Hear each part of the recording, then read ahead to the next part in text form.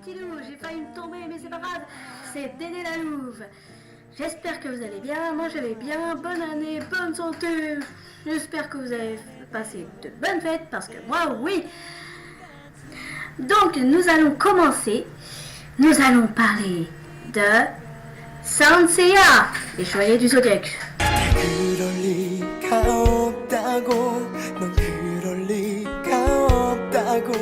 Alors attention, parce que si vous n'avez pas vu les Saint Seiya, ça va méchamment spoiler. Et je vais un petit peu détruire votre enfance. Excusez-moi, c'est pas grave. Hein. Alors je vais parler des Saint Seiya ancienne génération. Les anciens Saint Seiya. Et Saint Seiya Hades. Je ne parlerai pas d'Omega. Je ne parlerai pas de Los Canvas. Ni du film Saint Seiya qui est sorti au cinéma. Ni même de Soul of God que je... God, que je n'ai pas encore vu. Alors excusez-moi. Donc je vais parler de Saint Seiya l'ancienne génération et Hades. Donc voilà. Alors je regarde Saint Seiya depuis que je suis très très jeune. Je devais avoir au moins 6-7 ans. Et je suis devenue une grande fan de l'anime. Et c'est après que j'ai connu les mangas. Quand ma grande sœur a acheté le tome 28. Non, je vous jure, elle n'a pas acheté le tome 1. Juste après, et après les autres, non, elle a directement acheté le tome 28. C'est déjà ça. Mon personnage préféré, c'est Shun d'Andromède. Mais aussi Yoga du Cygne, Camus du Verseau, Mo du Bélier. Enfin, il y en a plein d'autres et même Shina. Mais en fait, quand j'y pense, et j'y pensais même avant, vous n'avez pas vu qu'il y a beaucoup de choses qui ne collaient pas? Et je vais commencer par certains trucs. Alors l'âge des personnages, commençons par les chevaliers de bronze. Alors je ne veux pas dire, j'adore Saint Seiya et je suis désolée si je vous casse votre enfance, et parce que même moi je casse la mienne aussi. Ikki et Shun, qui eux sont frères. Vous n'avez pas remarqué, mais dans l'ancienne génération, au tout début, Shun a 13 ans et Ikki a 15 ans. Vous allez me dire, c'est pas très grave. Même moi, j'ai à peine 2 ans de différence avec ma petite sœur. Non, ce qui colle pas, c'est que plus tard, vous voyez dans Hades, je suis désolée si je vous spoil, Ikki qui parle à Pandore et il découvre, il nous montre qu'il était dans la rue avec son petit frère dans les bras. Son petit frère qui était bébé. C'est quand Pandore elle arrive devant lui avec l'âme d'Hadès avec elle et qu'elle essaye de mettre l'âme d'Hadès dans Shun. On va me dire Shun bébé, ouais, il peut avoir 1 an, bon, pas 2 ans vu comment il est porté. Vous pouvez me dire comment un enfant de 2 ou 3 ans arrive à porter un bébé? Voilà, là je viens de casser l'enfance de plusieurs personnes qui adoraient Ikki et Shun. Je suis désolée, mais c'est comme ça. Parce que c'est vrai quoi, j'ai déjà vu un enfant de 2 ans, 3 ans, il peut pas porter un bébé. Alors, soit Ikki est plus vieux qu'on le dit, soit il était très très très très fort à l'enfance. Hein. Il y a vraiment... non, il y a des problèmes d'âge dans l'anime. Je suis désolée Masami Kurumada, je vous adore, j'adore votre anime, votre manga et tout. Mais voilà quoi, il y a des choses qui collent pas. Bon, ça c'est fait. Voilà quoi, déjà là j'en dirais qu'ils sont même pas adolescents à 13, 15 ans, t'as l'impression qu'ils ont plus. Il y a un truc que je veux soulever, aussi, c'est dans l'anime, Yoga est le disciple du chevalier cristal, et le chevalier cristal est le disciple de Camus. Bon après dans le manga c'est vrai que le chevalier cristal n'existe pas, et c'est peut-être pour ça qu'ils ont voulu se rattraper dans l'anime, mais ça je le dirai plus tard. Les chevaliers de bronze partent en entraînement alors qu'ils ont à peu près 6 ans. On va dire à peu près parce que Ikki n'avait pas 6 ans. Hein. On va pas me dire qu'il avait 6 ans. Non, pas ils sont super jeunes. Hein. Ils n'ont pas le droit à une enfance, hein, les pauvres. Sachant que Yoga... Non, sachant déjà que les infos qu'ils nous donnent sur les chevaliers, c'est dans l'anime quand ça commence. Quand... C'est toi qui fais du bruit, Sylvain? Il y a des drôles de bruit dans mon appart. Quand ça commence, Shun et Seiya ils ont 13 ans, Yoga et Shiryu ils ont 14 ans, et Ikki a 15 ans. Moi j'ai découvert que dans le film qu'ils avaient fait au cinéma, la différence d'âge de Shun et Ikki c'est un peu approfondi. C'est un peu éloigné. Donc voilà. Mais on va me dire, au début de l'anime, ça commence et Yoga il a 14 ans.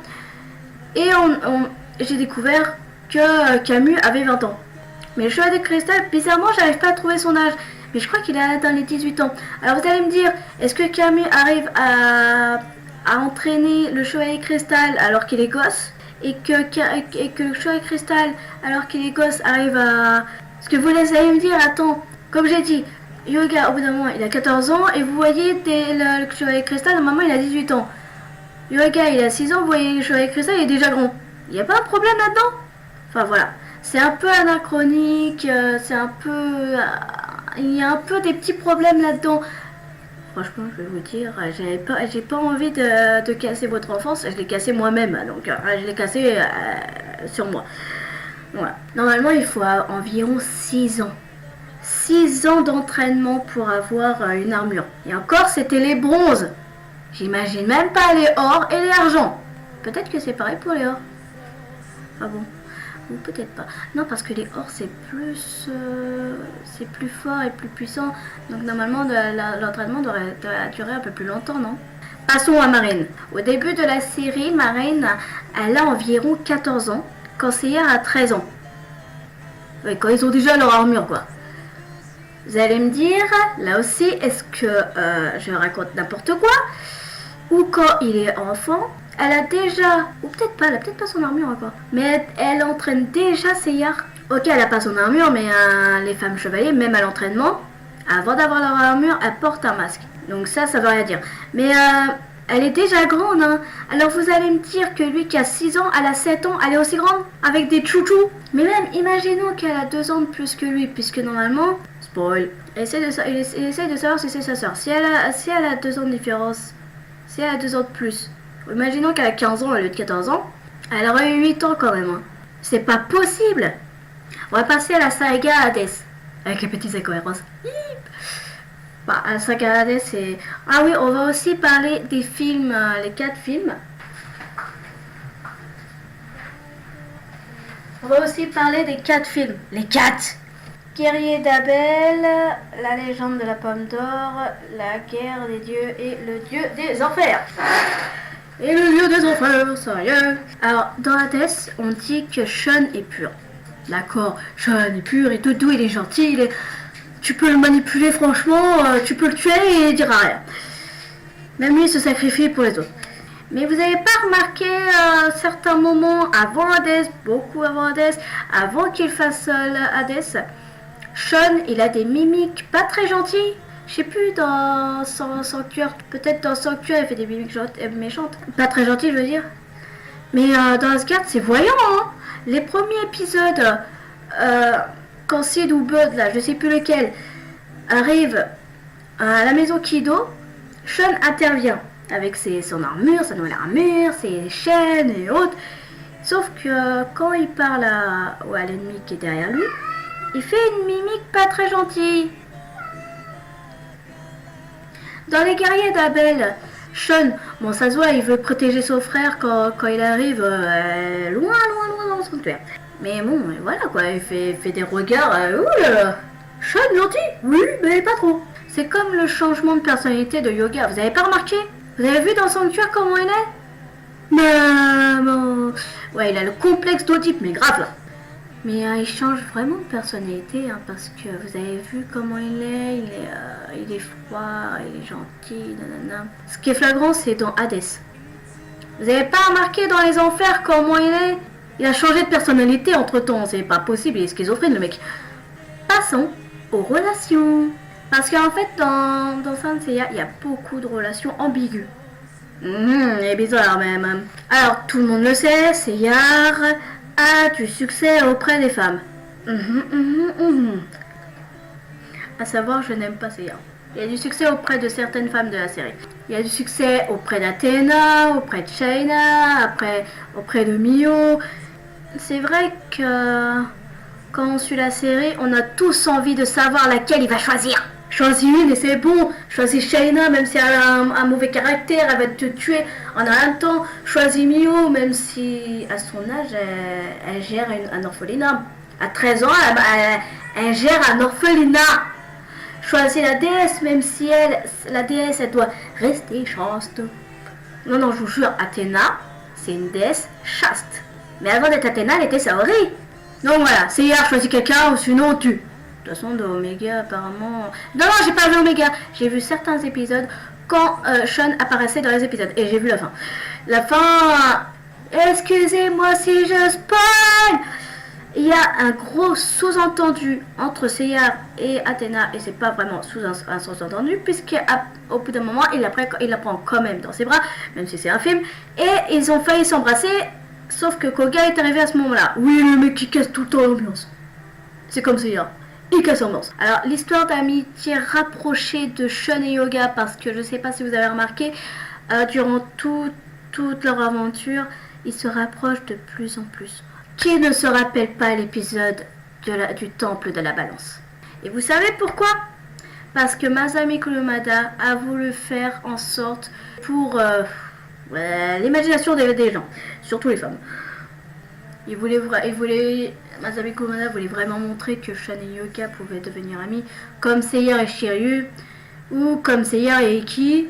C'est comme Shiryu et Shanai pendant toute la série, tu te dis mais il faut se dire leur je t'aime, leur faire leurs bisous. À part que dans Omega, je suis désolée, spoil. Ils sont mariés, je pense, je sais plus.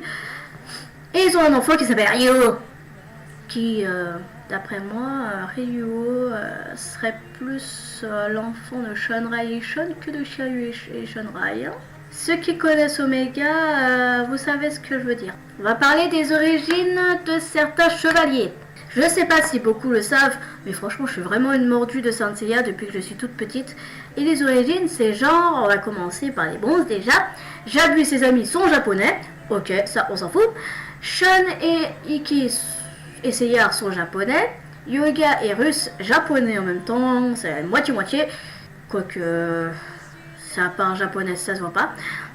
Mais Shiryu, vous avez pas remarqué? Il a un style chinois. Il a vraiment un style chinois alors que c'est un japonais. Alors Mo, il est tibétain, comme beaucoup le savent. Le taureau, il est brésilien, comme beaucoup ne le savent pas. Saga et Kanon sont grecs. Masque de mort est italien. Aliolia est grec. Shaka est indien. Doko est chinois. Mino est grec. Ayoro c'est grec puisque son frère est grec aussi. Oui, eux au moins ils se ressemblent, hein. C'est pas comme Sean et Iki, ils se ressemblent pas, hein. Après il y a le Capricorne qui lui est espagnol.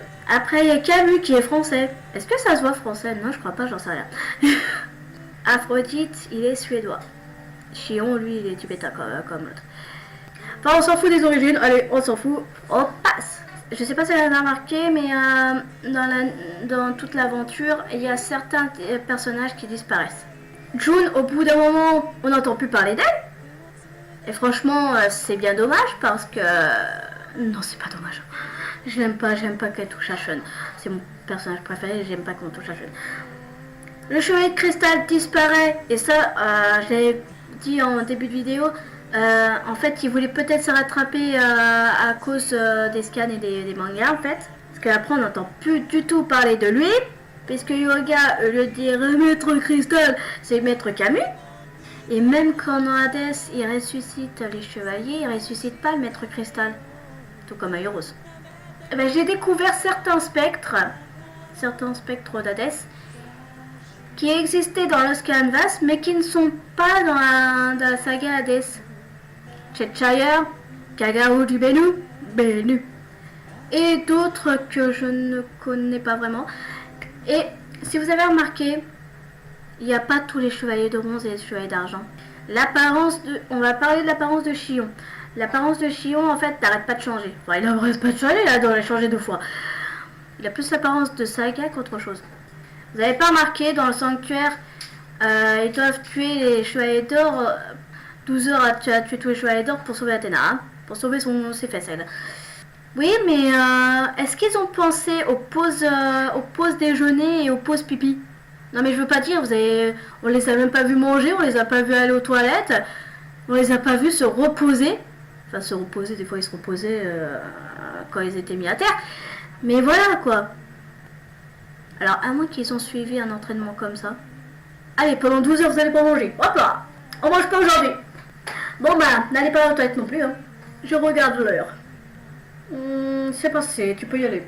Moi, je vais coller aux toilettes. Mais bon, c'est vrai, ça c'est une question que je me suis toujours posée. Ils ont pas une pause déjeuner, une pause pipi? Les gens, ils vont à Asgard, ils se les grêles, ils font froid, et j'ai froid et tout. Mais ils tombent pas malades. Ah ben non, c'est le cosmos. La cosmo-énergie, c'est une couverture. Enfin, il n'y a que Yoga qui a pas froid, lui. Il pourrait se balader en t-shirt slip que lui, ça le dérangerait pas sur la neige. Oh, j'aimerais bien parler d'une incohérence aussi.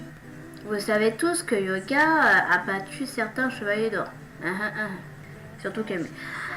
Alors, vous pouvez me dire pourquoi, dans la guerre des dieux, qui se trouve à Asgard, Yoga arrive à se faire battre par des gardes. Il se fait battre par des gardes, il se fait enlever par des gardes, il se fait hypnotiser par des gardes, non. Ah oui, c'est le grand prêtre. Autre information sur Shun Yogaiji, c'est que dans Lucifer, le dieu des enfers, quand Shun il est en mauvaise posture et Yoga aussi, quand ils se font battre, mon dieu, ils s'en prennent plein la tête.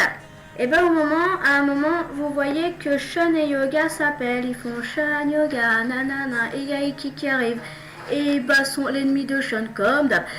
Mais sauf que, à un moment, Shun, il veut de la compassion pour son frère, mais son frère, il le laisse en plan comme un chien, quoi. Shun, au lieu d'appeler son frère, il a appelé Yoga. Et Iki est pas triste, il est jaloux. Normalement, j'ai tout dit. Alors, si j'ai oublié des choses, si franchement j'ai oublié de dire des choses, vous pouvez me le dire dans les commentaires et je ferai peut-être, je vous répondrai peut-être. Seiya, tu te bats ou tu te bats pas? Tu vas pas voir le bas direct. Alors, je sais que tu veux sauver ta dulcinée, Athéna, nanana. Oh mon dieu, Athéna, c'est tout. N'empêche, vous avez pas vu, Athéna, elle a 13 ans. Et vous avez vu comment elle s'habille dans les premiers épisodes? J'adore Saint Seiya, les Chevaliers du Zodiac. Je me lasse pas de les regarder, de les lire, de les redécouvrir. Et je vais peut-être regarder Soul of Gold. Mais voilà quoi, j'aime bien. Je suis désolée si j'ai cassé votre enfance parce que j'ai cassé la mienne aussi. Si vous êtes fan de Saint Seiya, n'hésitez pas à venir me parler. Hein. Bon bah ça sera tout ce que je voulais dire. Comme je vous ai dit, si j'ai oublié des petites choses à dire, vous pouvez me les mettre dans les commentaires. Et si vous voulez, comme j'écris sur Saint Seiya, dites-moi si ça vous dérange, si vous voulez que je mette des OS par vidéo, des one-shots, des fanfics. Si vous voulez que j'en mette par vidéo, je peux très bien vous les lire et faire un petit truc, on verra. Donc voilà, bah voilà, ça sera tout pour aujourd'hui les petits loups. Je vous dis à la prochaine vidéo. N'hésitez pas à liker la vidéo si vous avez aimé, à la partager si vous voulez et abonnez-vous si le cœur vous en dit. Venez me rejoindre sur Facebook et Twitter, vous êtes les bienvenus. Allez, bye les petits loups. Wouh!